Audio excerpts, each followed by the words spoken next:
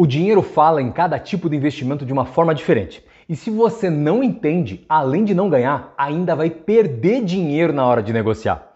Por isso que para você comprar uma casa aqui nos Estados Unidos, você deve entender o mínimo dos termos que são usados na hora de negociar um imóvel aqui na terra do Tio Sam. E veja que eu não estou falando só de conhecer o inglês, não, nada a ver. Mas, acima de tudo, de você saber aquelas palavras específicas, principalmente da área, claro, imobiliária. E são aqueles termos que todas as profissões têm. E quando a gente não está familiarizado, fica geralmente boiando no meio, de repente, de uma conversa.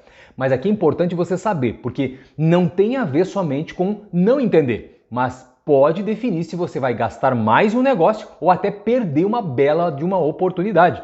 Por isso, para te ajudar, eu vou te falar de uma relação de termos úteis e não só isso, eu vou te explicar de modo fácil cada um deles. Olá, meu nome é Eduardo e nesse canal eu trago um conteúdo para te ajudar com finanças e também investimentos nos Estados Unidos. Sendo esses aqui uns temas que interessam a você, já se inscreve no canal e também ativa o sininho para você não perder nenhum dos conteúdos. Olha só, em outro vídeo aqui do canal, eu falei de alguns pontos importantes que você deve considerar quando o assunto é investimento em imóveis. Eu vou deixar o link aqui em cima para você ver, porque lá eu falo dos primeiros passos. Vai lá, confere que vale muito a pena. Então veja que, durante a preparação para a compra, em geral as pessoas estão preocupadas com o dinheiro, a documentação, as opções de imóveis, mas o que eu vejo é que a maioria não entende grande parte dos termos que são decisivos para um negócio ser bem sucedido ou não. Parece bobeira isso, mas se você não sabe se comunicar, como é que você vai entender se o que estão falando ao teu redor é bom ou é ruim então? Por isso, olha só, seria diferente de repente no que se refere a uma negociação de imóveis? É claro que não, porque envolve um bom dinheiro para você. Então, não parece lógico você entender o mínimo para você se proteger de fazer um negócio ruim? Viu? Olha só, é nesse sentido que eu quero dizer. É por isso que eu elaborei então uma sequência de compra de um imóvel aqui nos Estados Unidos e os termos mais utilizados em cada uma dessas etapas. É claro que eu não vou colocar tudo aqui, até porque a ideia não é que você se torne um expert nessa área imobiliária, mas que você somente deixe de perder dinheiro por aceitar algo ou assinar algum documento sem saber exatamente ao que se refere. Então eu vou trazer as definições gerais, evitando ser técnico demais, é claro. Por isso, pode ser que eu não consiga de repente abranger todos os significados ou nuances possíveis de um termo em específico, por exemplo. Até porque existem leis estaduais e costumes diferentes e usos em vários estados ou regiões do país. Então eles podem às vezes se modificar ou de repente se alterar dependendo do local onde você vai estar negociando. Então só dá uma consultada na hora, mas em geral eu digo para você que esses termos são os mais utilizados e da forma que eu vou explicar para você inclusive. Assim, claro, sempre antes de você assinar qualquer documento ou depositar dinheiro para celebrar um contrato imobiliário, você deve consultar um realtor, que é o corretor da sua confiança, ou então um advogado da sua escolha para garantir que os teus direitos, sejam devidamente protegidos. Olha só, é fato que os preços das casas dispararam nos últimos anos. E se você, de repente, não for um comprador que vai pagar à vista o teu imóvel, então você vai passar, de repente, pelo processo de solicitar uma hipoteca, que é um tipo de empréstimo que você faz para comprar um imóvel.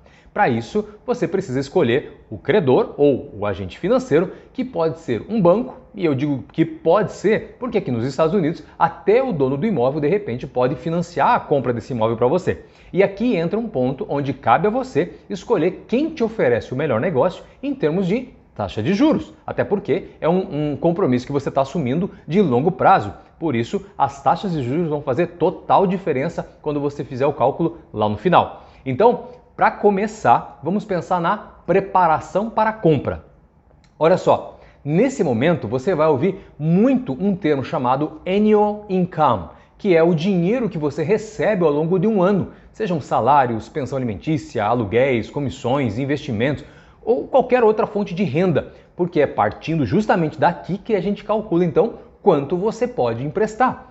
E uma vez que você apresente então o teu income tax, que nada mais é que o teu imposto de renda, ele descreve então a tua situação financeira. Esses valores vão ser utilizados para a gente calcular o chamado Debt to Income Ratio, ou DTI ou DTI, que compara então os custos mensais da tua moradia com a tua renda total mensal antes dos impostos. Em geral, o mercado busca um resultado menor que 28%. mas atualmente não é difícil encontrar um credor que esteja de repente disposto a esticar isso para alguma coisa em torno de 31% até 36%. Isso então é chamado Front-End DTI.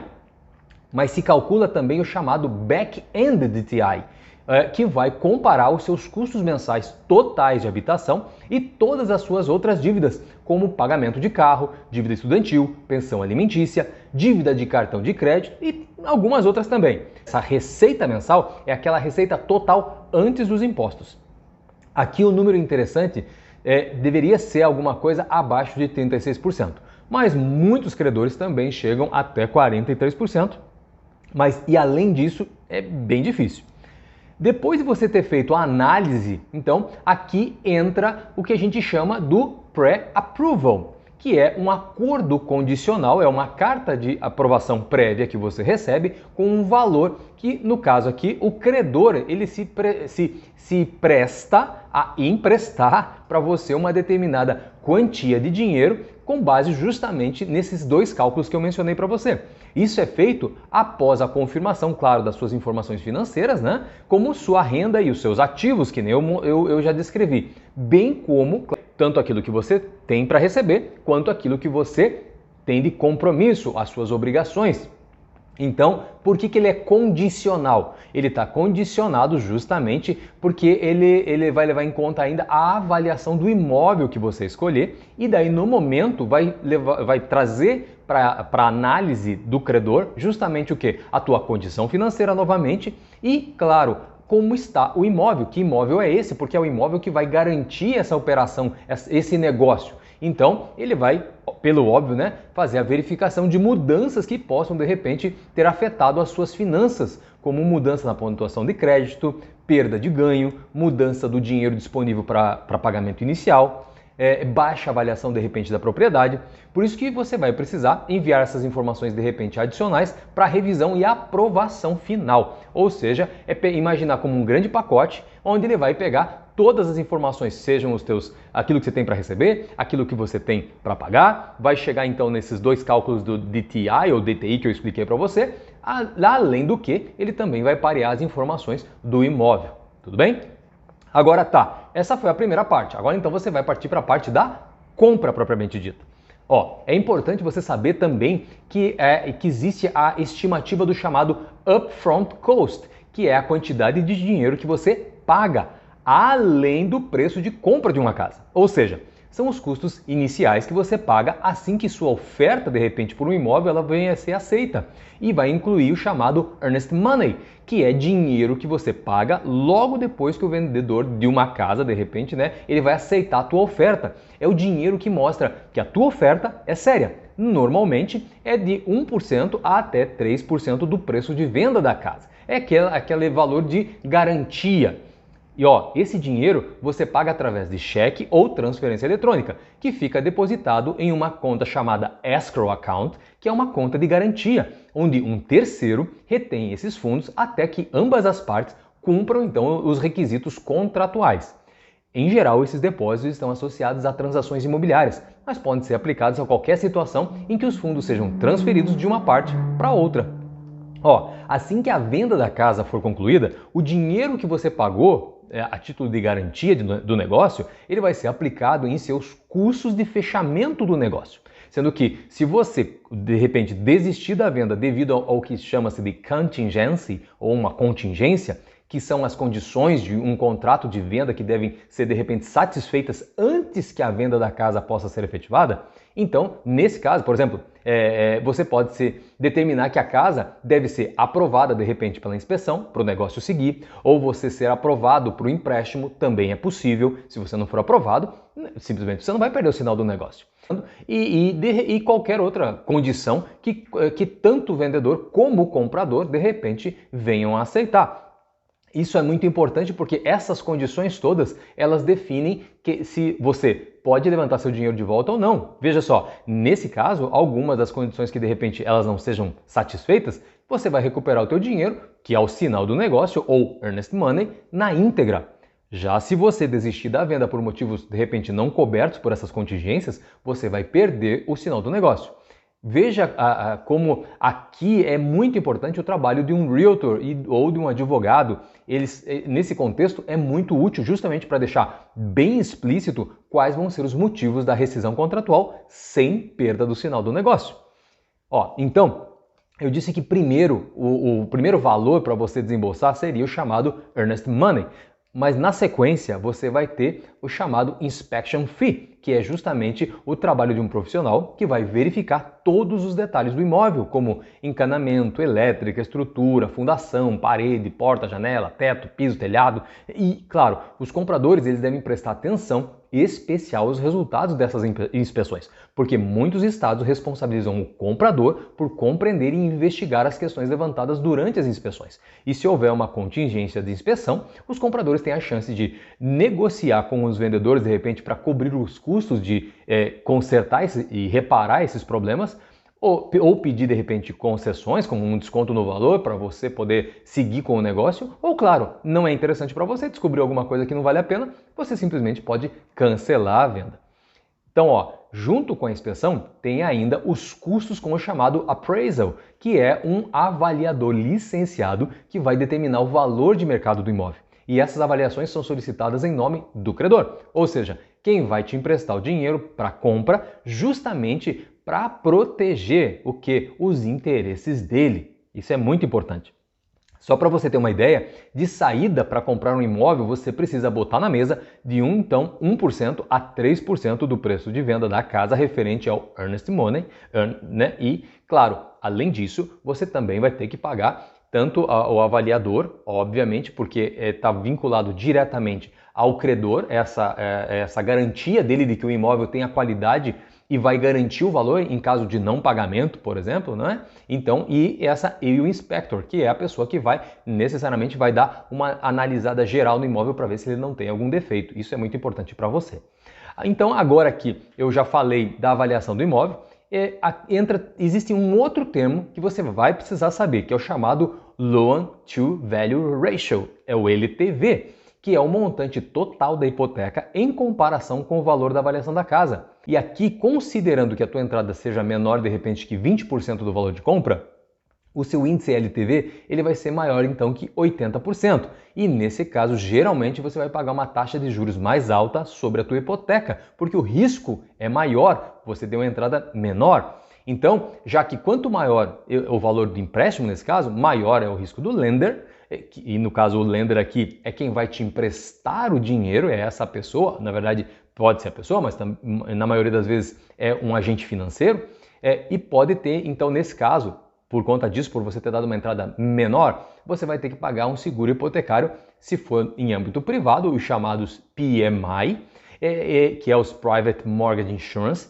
e ainda tem o chamado MIP, que é o Mortgage Insurance Premium.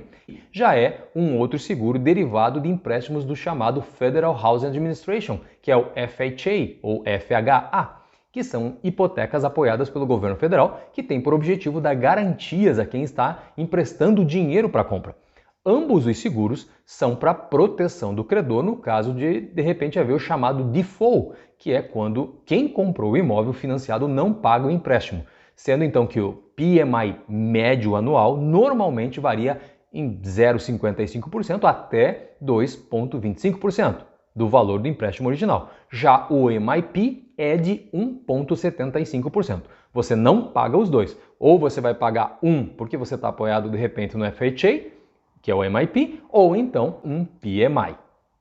Outro ponto é você saber que você está na fase então preparatória. Então, quando você apresenta os seus documentos para um agente financeiro, ele vai te retornar um formulário chamado LE ou Loan Estimate, que tem as informações importantes, incluindo taxa de juros estimada, o pagamento mensal e os custos totais de fechamento do teu empréstimo. E claro, tem muito mais informação, mas esses seriam os principais.